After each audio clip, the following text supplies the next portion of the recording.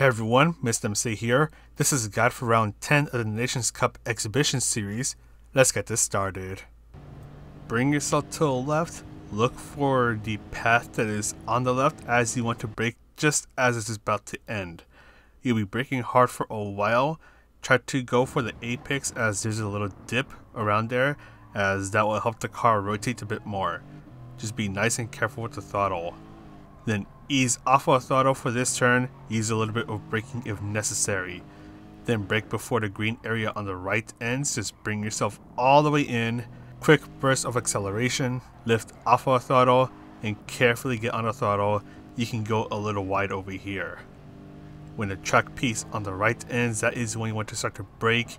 Bring yourself to the left, brake when the curb on the left ends, and you want to make sure that when you start to accelerate, you are fully committed to it. Stay on the left side of the track and brake when the gray curb on the left starts. Ease off of the brakes as you turn in, and be nice and careful with the throttle as you start to apply it. For the S's, you want to do a quick lift as you make this left turn, and if you do it right, you won't need to do much of a lift.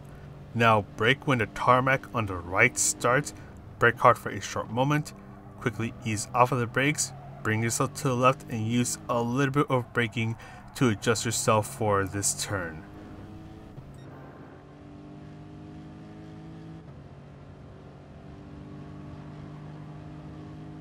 For the chicane, you want to brake just before you reach the 100-meter mark.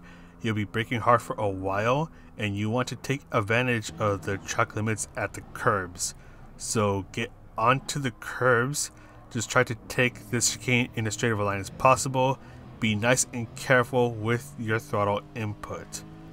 Now bring yourself to the left, brake when the dry patch of grass on the left starts, and you just want to bring yourself into the inside of the turn. Be careful when you exit this turn, and you are good to go.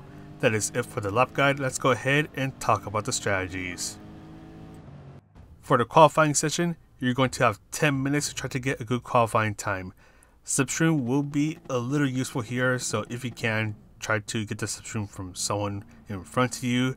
Just don't forget that the range that you need to be behind someone is within 3/4 of a second.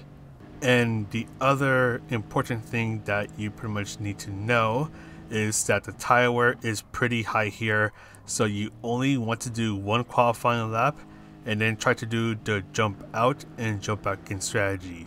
So after you do your first qualifying lap, so not the out lap but the lap after that, you can then press options, exit, and in the lobbies you press enter course, or during the actual race itself that button will be replaced with qualifying, so you press that instead.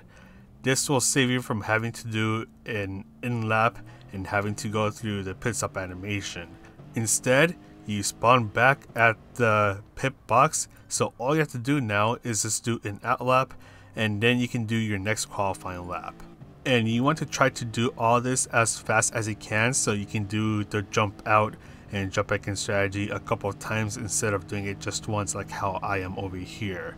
In this case, I could have done it, but I was running really short on time, so if I made a mistake on the out lap, then I would not be able to make the next qualifying lap. So in this case, I only did the jump out and jump back in strategy once, and I went for a long qualifying stint for my second qualifying stint. And the thing is that the more laps you do, the worse that your times will become, as the tire wear is a pretty big issue here. So if you can, try to do the jump out and jump back in strategy as many times as you can. So in this case, it would be around 2 times. But if you see that you're going to be really short on time or couldn't get really close, then you're going to be better off just doing it once and just go for a long qualifying stint on your second run. In my opinion, just try to make your first qualifying run your best one, so that way you won't be stressing out so much on your second or even third run.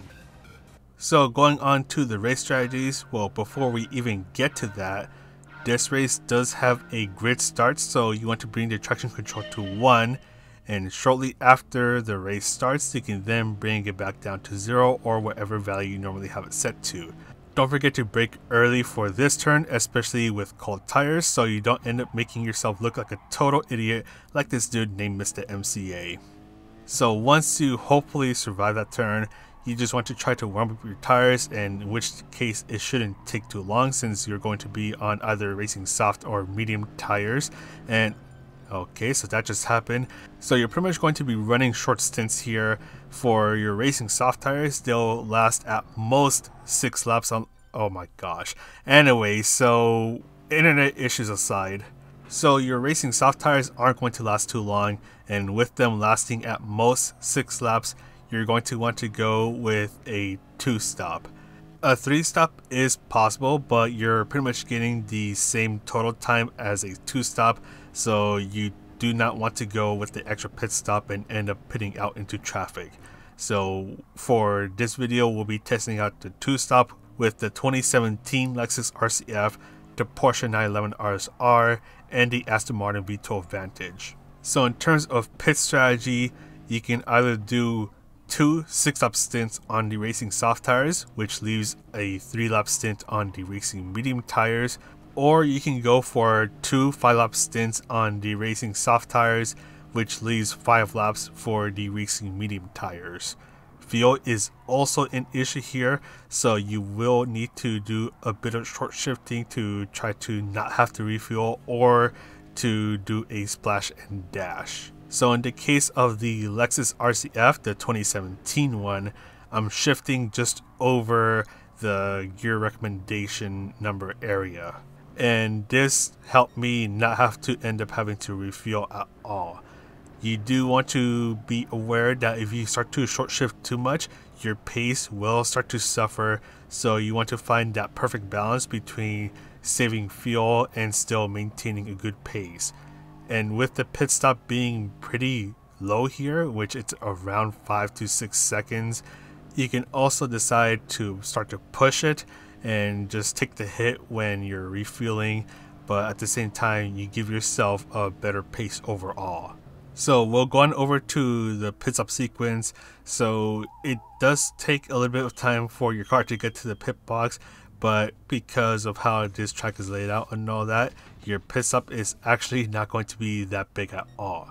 The other nice thing is that you're pitting out into the end of this main straight, so you're once again not going to be losing too much time as compared to a track like La Sarthe or even East Outer Loop or Inner Loop a couple weeks ago. Once again, the pit loss here is around 5 to 6 seconds, 5.7 seconds to be exact. And if you have to do any refueling, just save it towards the last pit stop. That way you don't have to worry about refueling early on and then finding out later on that you have to refuel again for some reason. So for example, here we go to the last pit stop and we see that the diamond is just over the amount of fuel remaining, which means that we don't have to refuel. So all I have to do is just change our tires and we are back out. So once again, you just want to go for a 2-stop here. And also, if you're starting towards the back, start on the racing medium tires so you can get the worst tire compound out of the way, and all you have left are 2 fast stints on the racing soft tires. So let's go ahead and quickly talk about the cars here, as there are a couple of notable cars that are worth talking about here. This race isn't really a one-make race, so there are going to be different cars that will be excelling at different parts of this race. So the first car that we'll talk about is the 2017 Lexus RCF. So this car is pretty fast out of the turns, which will make this car a pretty good car for the qualifying session. During the race, it's okay when it comes to the fuel, and its tires are, well, they're going to take a beating. So you do want to be careful when you're going through this race, as your tires are going to be wearing out pretty fast. And towards the end of the racing soft stints, the car is going to be a bit more willing to step out a bit, so you do want to be a little careful when you're starting to apply the throttle as you come out of the turns. And in this race, I was able to get a 29.01, so that's going to be smack dab in the middle of the Porsche and the Aston Martin, in which, well, let's go ahead and talk about the Porsche now. So the next car is a Porsche 911 RSR, and what makes this car good is that it goes through the turns like a champ, especially through these couple of turns at the first sector. It goes through it beautifully, and it's also a pretty stable car, so it's going to be a bit more friendly towards those who are not too familiar with Group 3 cars, or just for anyone who doesn't want to end up struggling with cars like the RCF or the V12 Vantage. This car is also alright when it comes to tire wear. You're still going to want to do 6 laps with it, as a tire wear is pretty high here. And the only thing that really starts to go wrong with this car when the tire wear is there is that this car does get a little more understeery. So once it starts to feel a bit more understeery, that's when you want to start to be a little more careful about how you approach these turns. You also don't really want to fuel save with this car, as this car is not that great when it comes to fuel saving. It's good when it comes to fuel, just fuel saving is not its specialty.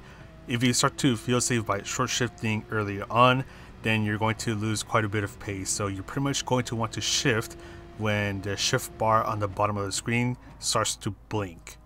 And the last thing to be aware of is that this car isn't exactly a speed king, so you want to be a little more careful about how you exit the turns, especially into the back straight. You want to try to get a good exit onto the back straight and the main straight as well, so it can be a bit harder for the other power cars to catch up to you. And once again, this is probably the easiest car to drive for this combination. And yeah, so let's go ahead and talk about the last car, which is the Aston Martin V12 Vantage. And what's interesting about this car is that this car feels like a rocket when it comes out of the starting line. The Lexus is alright when it comes out of the starting line. The Porsche is just as alright as well, but for some reason, this car almost felt like something else to me.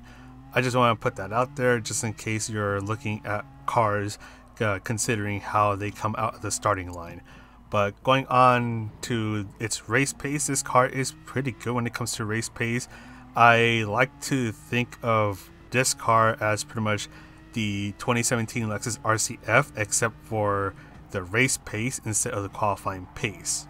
And the good thing about this car is that it has really good acceleration, so if you nail a turn and you get a good exit, you're going to be flying out of that corner.